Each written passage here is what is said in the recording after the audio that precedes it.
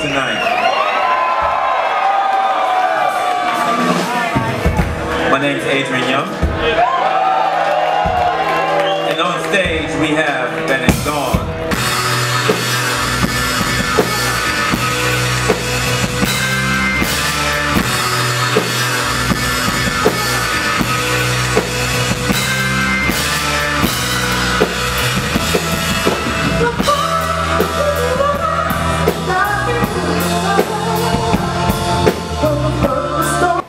It varies, you know. Basically, it's everything that I collect is more from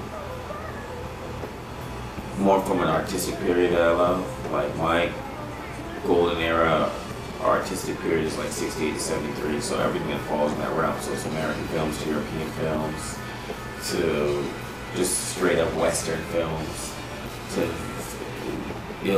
Italian film North type films. I mean, it's just everything that falls into that gamut, because I love just the graphic design, I love the cinematography, I love the fashion, I love the music, and that's the stuff I study that provides a foundation for the music I personally create. So I mean, it's very widespread. It's nothing specific. It can be something from The Graduate all to the Graduate all the way to the original Django.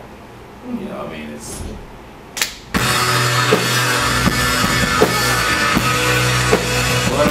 I love that period. It's like, it's funny, I feel like that's the era I was supposed to be part of.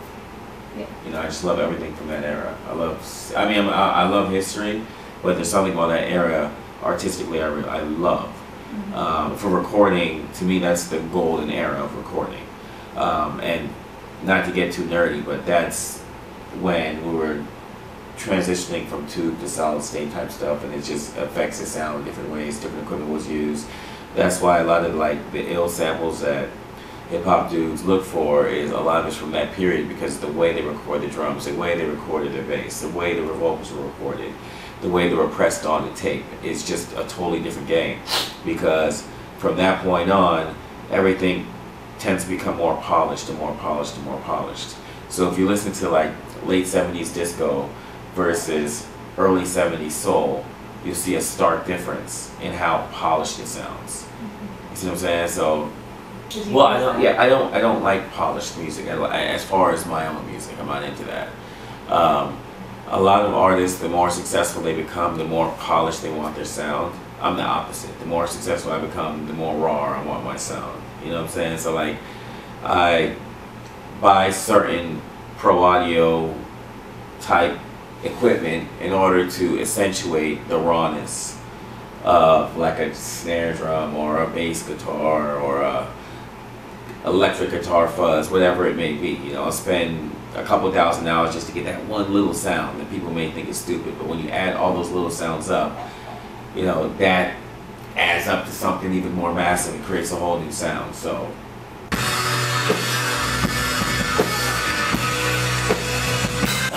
it's never ending. You know, it's never ending, because it's just like, I'm a record collector. So, you know, is there any other records? You're always looking for records. Yeah, I'm a collector, but I also use it just as I'm a DJ. You see what I'm saying? Like, I don't buy things just to look at. I buy things because I could use it for something. So it's a never-ending search. But I mean, like, do I have a favorite in my studio? I have many favorites in my studio.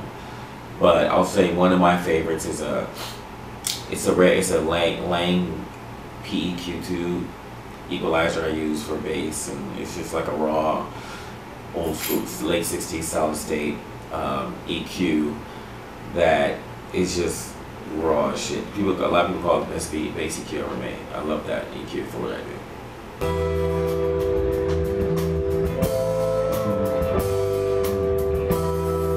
Well, I'm not the kind of guy that likes to go to a record store and go digging for records and I'm looking from A to Z to find what I want. You know, if I know I'm looking for some jazz stuff, I want to go to the jazz section and just dig the jazz stuff. If I want to find some like soul stuff, you know, pre-1982, I want to go in the soul section. And the pre-1982 soul section. Mm-hmm. So it's just categorized based on how a digger looks for their records, or how a digger likes to look for their records.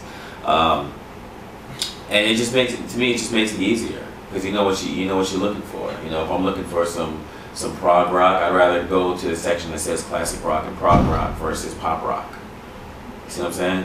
And you keep some of your collection? Yeah, I keep a lot of my collection in the store because I mean, like a lot of people come in and want to hear stuff, and I'm like, all right, let's play some stuff, and I DJ a lot in there too. And, you know, it's just like, it's a place where I always say it's like a sitcom.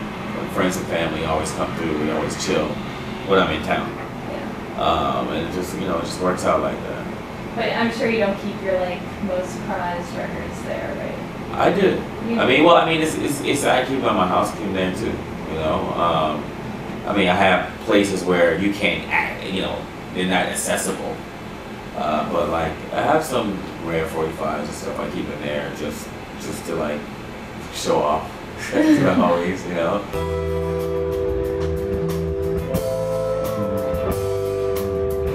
Well, you know, I look at records a lot different from other people because, yes, I have records that are totally sacred to me, but it only reaches a certain level. And the reason why it only reaches a certain level is because the stuff I listen to is stuff I could create in my studio. And I mean say that humbly. Like, my sound is based on all this stuff that I'm recording. You see what I'm saying? So like, if I'm listening to a rare crazy break, I can literally re-record that in my studio and make it sound exactly like that. Most DJs don't have that ability. So when they have a record that sounds a certain way, it's just like, oh my God, this is priceless. They wrote this, they recorded this at a time that is long gone, but it's not like that to me. So I listen to this stuff differently. When I buy this stuff, I'm studying the history. I'm studying the way that they talk. I'm listening to their diction. I'm listening to the way that people play their instruments. I'm listening to the way it's mixed. I'm listening to the way it's mastered, all that stuff.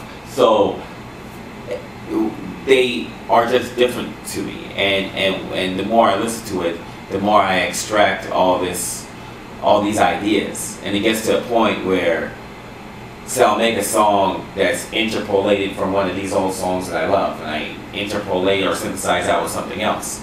I took a lot of that out of that already. So when I listen to the record now, it's like, oh, that's dope, but it's not as dope as it was to me beforehand. Like I said, a lot of other DJs don't have that luxury. You see what I'm saying? So I don't really have anything I need to be married with. I mean, honestly, not to be full of myself or anything, I'd rather be buried with my own records. Because it's something for me, it's an accomplishment. You see what I'm saying? It's an accomplishment, and it's a part of me. My music is communication, so like that's literally a part of me. It's an organic part of me. I'd rather be buried with that.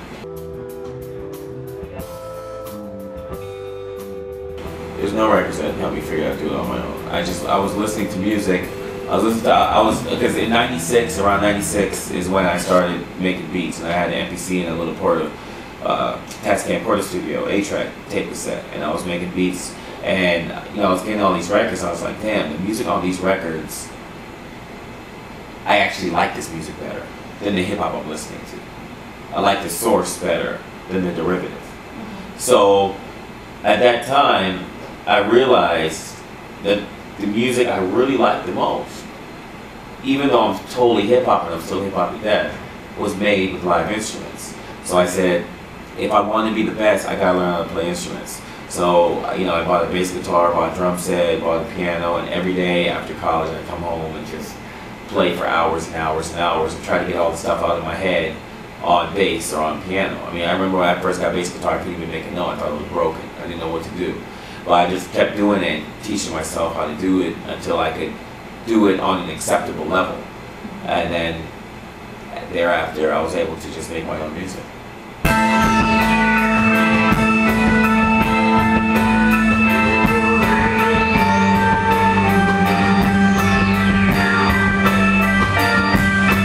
I always, up to now, up to like literally this month, I've always done one project at a time. I would never ever touch anything.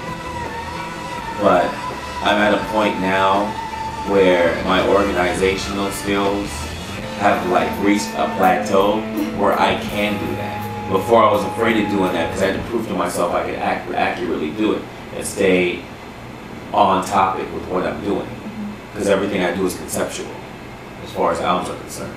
So now I leave from tour next week, and I'm finishing up one album, starting on another album 2 days after that, and then a month after that starting on the new album. So like I have a bunch of deadlines, and that's not including film stuff I'm doing. I have a bunch of deadlines. So basically, while I'm on tour, I'm determining what my actual plan of attack is. I'm allotting time to accomplish these things, because everything's going to get done. But this incorporates people flying in. There's a whole bunch of people flying into my studio, flying out, and I got to fly somewhere and come back and all that. So for this time, I'm not doing any shows. You know, all I'm doing is focusing on this stuff, and that's not including like other media stuff I got to, you know, do. Like, I'm doing some co-branding things and all that stuff. So it's like, there's just so much stuff, but I'm getting it done, and it's happening. So I do work on projects while simultaneously working on other projects. But I had to earn that right for myself, though.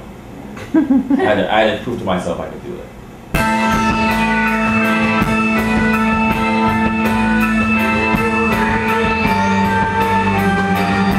Absolutely. I mean, this basically I wanted to create a franchise based on a theme that is long forgotten. And this theme is early 70s horror. More particularly early 70s Antichrist, I'm afraid of what the devil's going to do to me type horror. That is something you find in watching movies like The Omen, Amityville. Yeah, exactly, all that stuff. So basically, I wanted to intertwine that vibe with hip-hop, because I've never really seen that done in this way, in this cinematic type way, in this classic late 60s European cinematic type way. So basically 12 Years to Die is supposed to be like a blaxploitation movie that was made in Italy in the late 60s, starring Tony Starks. And in creating this story, I wanted to ensure that the Tony Stark's character that we know is adequately represented in this movie, as he would want, had he been an actor of the time. You know what I'm saying? Like, actors usually want to be who they believe they are. So if you have a homophobic actor, a lot of homophobic actors don't want to be portrayed as gay. Even just straight guys don't want to be portrayed as gay, because they don't look at that as being them on film. So this is who Tony Stark would have been back then. So yeah, he's the executive producer. So basically, this is on Bruce's label. So he came in and he was just very helpful, and like when we're putting the album together, just been saying, you know, making suggestions here, saying, you know, maybe we should do this is better or that, you know, saying, you know, we need to get one more song here. It just kind of helped to curate the whole process from an executive position. And he had some really good things to add.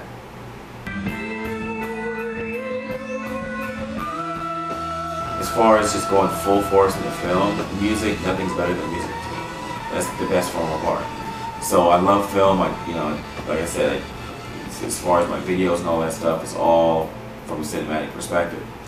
But as far as like just engulfing myself in a full film right now I'm not, because I got way too much stuff going on. In the future, I absolutely, definitely want to do that. But music's always number one.